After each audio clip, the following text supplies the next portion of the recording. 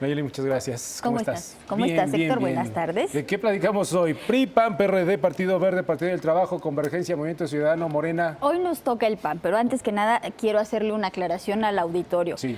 El financiero Bloomberg no va a empezar a transmitir telenovelas pese a lo que parezca lo que les vamos a platicar. ¿Por qué? Seguimos siendo un canal de noticias Sí, sí, especializado sí. en economía Sí, y en sí, política.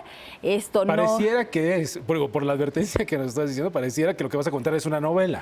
Parece novela, tiene mucha de esa dosis de melodrama a la que estamos acostumbrados gracias a las telenovelas mexicanas, brasileñas y demás, pero no, vamos a hablar del PAN, de las traiciones en el PAN, por eso la advertencia. Muy bien, muy bien. Tú recordarás, hace poco hubo una gran polémica porque Gustavo Madero, actual diputado federal del PAN, hizo un berrinche porque Ricardo Anaya, el actual presidente del PAN, le había prometido hacerlo presidente de la Cámara de Diputados.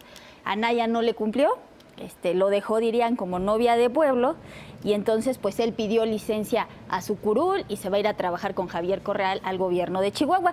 Pero en el PAN es muy común que entre correligionarios digamos que se den puñaladas por la espalda. Se traición. Sí, tú recuerdas aquella imagen de Psicosis con el... Sí, con el cuchillo. Haz de cuenta, ¿no? Empezamos en junio de 2008. Sí. En ese momento el presidente del PAN era Germán Martínez Cázares, un hombre muy cercano al presidente de la República en ese entonces, Felipe Calderón. Pues bueno, por instrucciones de Felipe Calderón, Germán Martínez destituye a Santiago Krill como coordinador de los senadores del PAN.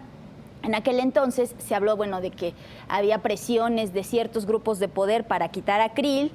Lo cierto es que Calderón y Krill nunca se llevaron bien. De hecho, Krill quiso ser candidato presidencial y la verdad es que la relación nunca cuajó, ¿no? Sí. El beneficiario de esa decisión fue justamente Gustavo Madero.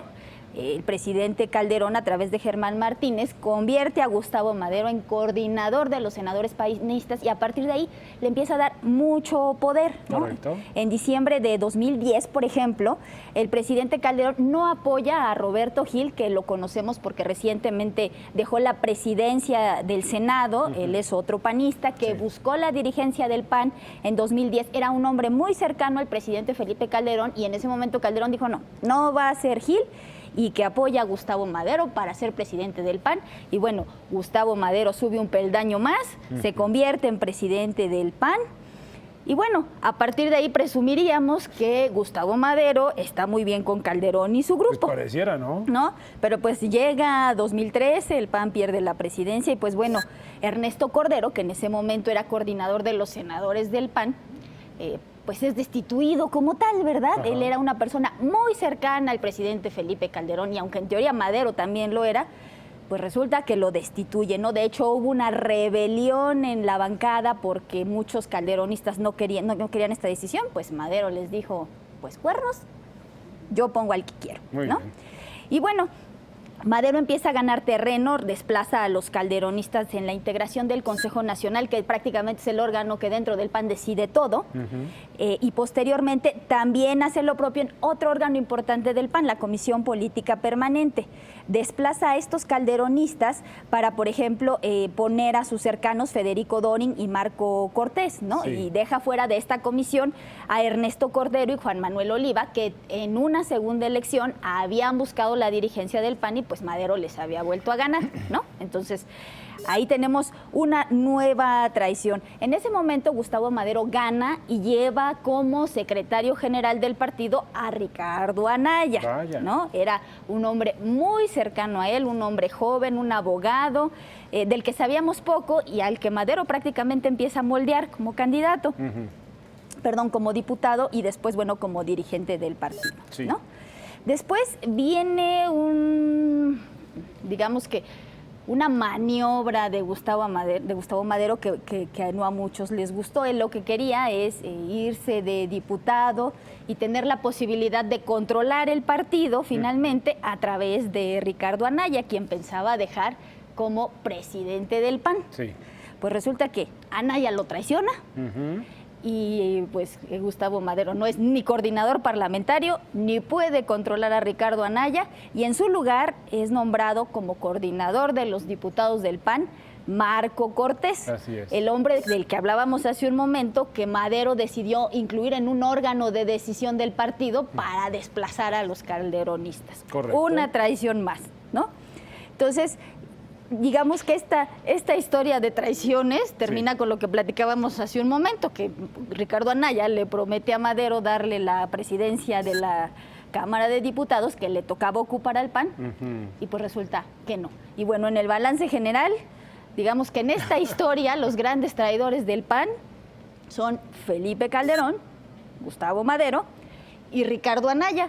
La pregunta es, ¿cuál será el siguiente traicionado? Porque vemos que esta es una historia que desde 2008 ha caracterizado al PAN. Oye, y bueno, y en este sentido, la pregunta surge es la calidad de animal político que es Gustavo Madero, ¿eh? En todas es traicionado, pero como sea, él quiere mantener los siglos de la dirigencia, aunque no sea el propio dirigente, ¿no? Poniendo a los coordinadores o sufriendo también estas traiciones. Es muy hábil. Es muy hábil y también digamos que podríamos pensar que es un enemigo pequeño porque ya no tiene grupo político. Lo que ha demostrado Madero es que es capaz de reinventarse por un lado, aunque también hay que reconocer por otro que además de las traiciones dentro del PAN, a Madero le pesó para, digamos que caer del pedestal en mucho, esa enemistad que agarró con el PRI luego de que en plena campaña emitió como dirigente un spot en el que veíamos a César Camacho, entonces presidente del PRI, con unos relojes carísimos, pues diciendo lo que el PAN argumentaba es que pues en un país pobre, como tenías un dirigente de partido que era capaz de usar ese tipo de relojes. Esa nunca se la perdonó César Camacho, que huelga decir, él y muchos priistas tienen muy buena relación con Ricardo Anaya y son los que colaboran de alguna manera para fortalecer a Ricardo Anaya en el PAN y bueno, echar para afuera a Gustavo Madero. Pero... Pues solo tú, Nayeli, eres y tienes el temple para poder meterte esas cloacas y entender justo esta novela que al fin y al cabo pues se llama La Grilla Nacional, concretamente de un partido, nada más de un partido, que es Acción Nacional. Nada más de un partido, por eso siempre decimos que la realidad supera la ficción, porque mira, Corín Tellado bien podría haberse inspirado en estos personajes para hacer una novela como las que se leían en los 80, digamos. Muy bien. Bueno, para terminar, ¿algo más, Nayeli? No, pues básicamente pedirles a los ciudadanos que sigan informándose, sigan buscando estos datos que al momento de tomar decisiones, es decir, en el momento de las elecciones, ya sea de presidentes, de gobernadores o de diputados federales, pues les permitirán ir a sufragar, pero de manera informada, ¿no? Muy bien. Nayeli, muchas gracias, gracias por todo, mucho éxito en lo que viene para ti. Y bueno, pues nada, te seguimos en tus redes sociales y por supuesto que el profesionalismo que te ha caracterizado lo llevarás a donde sea. Mucho éxito. Así es, Héctor, un placer compartir contigo este espacio y bueno, reiterar, ¿no? Que ojalá que lo que aquí hayamos explicado le sirva a la gente para despertarle ese gusanito de que la sociedad se puede empoderar a través de la información que obtenga y que la forma de sancionar a aquellos que no hacen las cosas bien, que se roban el dinero, que no rinden cuentas, es no votar por ellos. Y la forma de beneficiar a quienes hacen bien su trabajo es votar por ellos. Correcto. Parece muy complicado, pero la verdad es muy sencillo. Es muy sencillo, así es la historia. Éxito, Nayeli, muchas gracias por todo. Gracias.